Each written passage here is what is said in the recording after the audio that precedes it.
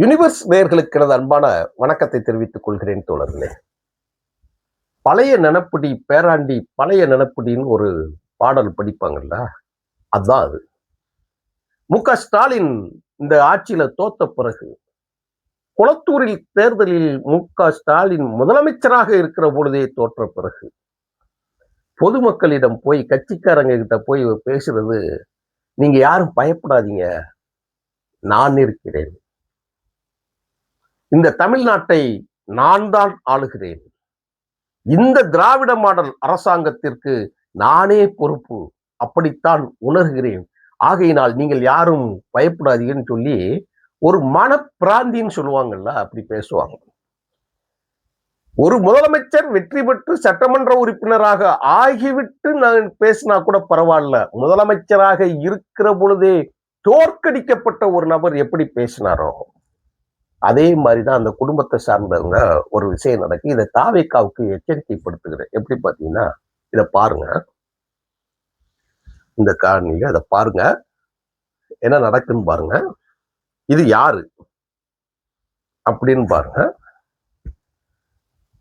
தென்மண்டல அமைப்பு செயலராக திமுகவில் இருந்த அழகிரி மு.க. ஸ்டாலின் உடன் பிறந்த அண்ணன் அவர்களோட மகள் கயல்விழி அவர்கள்.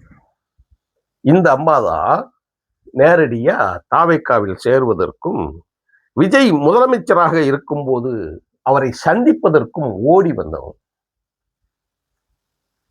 தாவேக்காவில் இருந்து ஸ்டாலின் குடும்பத்தில் ஒரு பெண் சேருகிறார், ஸ்டாலினோட மகள், அதாவது அண்ணன் மகளே சேரப்போகிறார் என்கின்ற ஒரு செய்தி வெளியில பரபரப்பாக பேசப்பட்டது.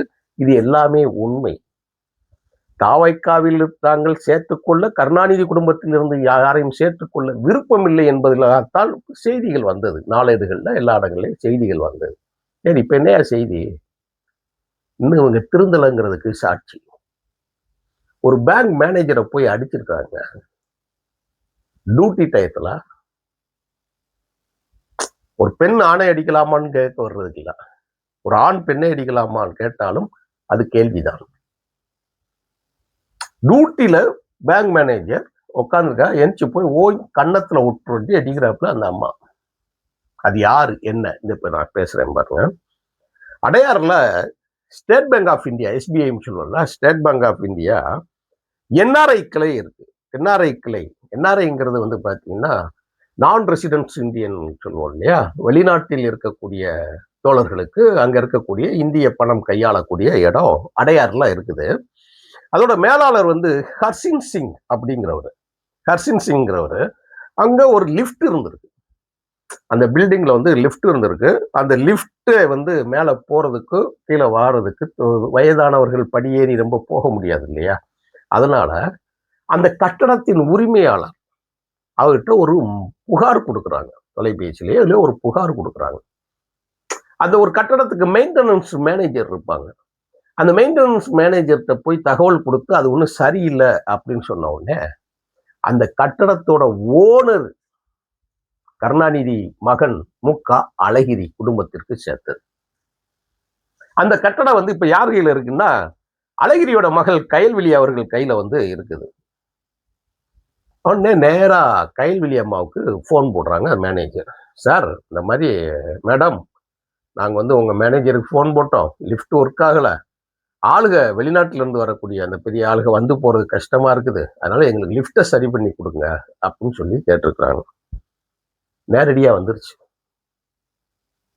நீ எப்படி எனக்கு போன் போடலாம்? நீ என்னையா போன் போடலாம்? நான் உட்காந்து பேசிருக்கேன், நீ கை வச்சுக்கிட்டு இப்படி அசால்ட்டா உட்காந்து இருக்கிற அப்படின்னு சொல்லி கன்னத்துல ஒற்றே அட்டை.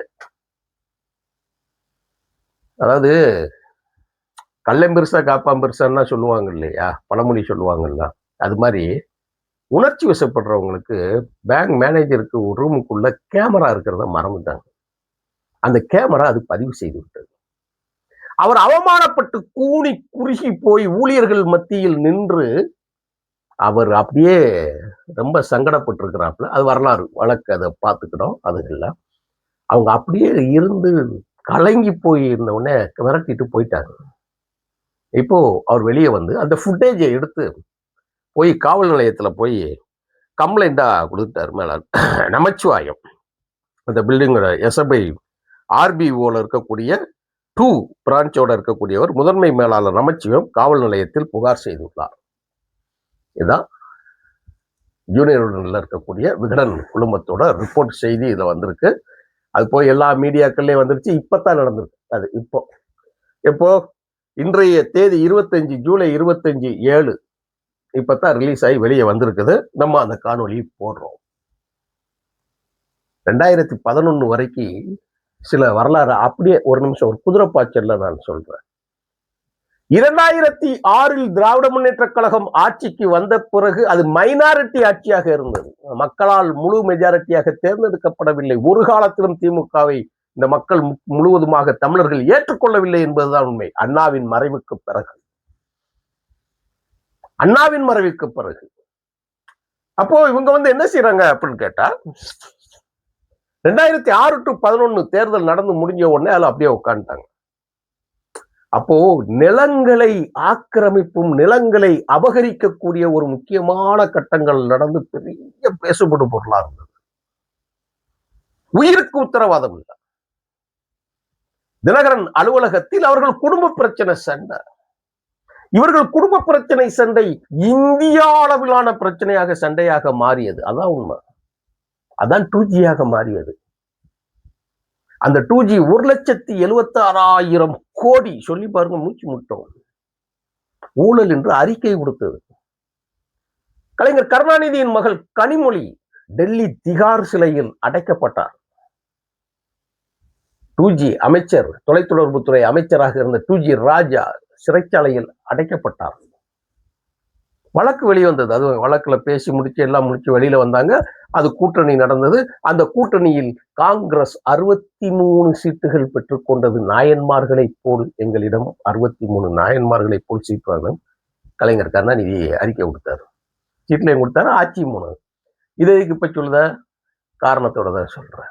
இந்த கட்டடங்கள் வருது இல்லையா, அடிக்கிறாங்க இல்லையா, மேனேஜரே அடிக்கிறாங்க இல்லையா, சென்ட்ரல் கவர்மெண்ட் ஊழியரவே ஒரு தன்னோட கட்டணத்துல வேலைக்க பேங்க் ஊழியரை அடிக்கிறாங்க இல்லையா, அந்த பவர் எங்க இருந்து வருது உங்களுக்கு கேக்குற? எங்க இருந்து வந்துச்சு?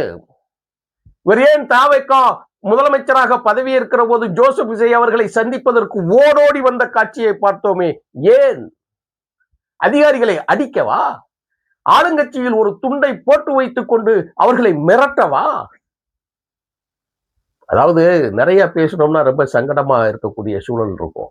தினகரன் அந்த பத்திரிகையில ஒரு கருத்து கணிப்பு நடத்துறாங்க. அந்த பத்திரிகையில வேற எதுவும் நினைச்சாங்க, கருணாநிதி குடும்ப பத்திரிகை தான், சன் டிவி பத்திரிகை தான், கலாநிதி நாராயணன் நடத்தக்கூடிய பத்திரிகை தான். அது யாருகிட்ட இருந்துச்சுன்னு கேட்டீங்கன்னா, உங்க பையில இருந்து அங்க இருக்க பாவம் கட்சிக்கார ஒருத்தன் இருந்து கூட்டினாங்க. விலை கொடுத்தானே வாங்கியிருப்பாங்க. ஒரு எம்பி சீட்டு கொடுத்தாங்க, ராஜ்யசபா சீட்டு. இன்னைக்கு கமலஹாசன் கொடுத்து உட்கார வச்சிருக்காங்க இல்லையா? கமலஹாசன் என்ன அரசியல் பண்ணிட்டு இருக்காங்க இல்லையா? அப்போ அந்த பத்திரிகை தன் கைக்கு வந்த உடனே ஒரு ஆய்வு கூட்டம் நடத்துறாங்க.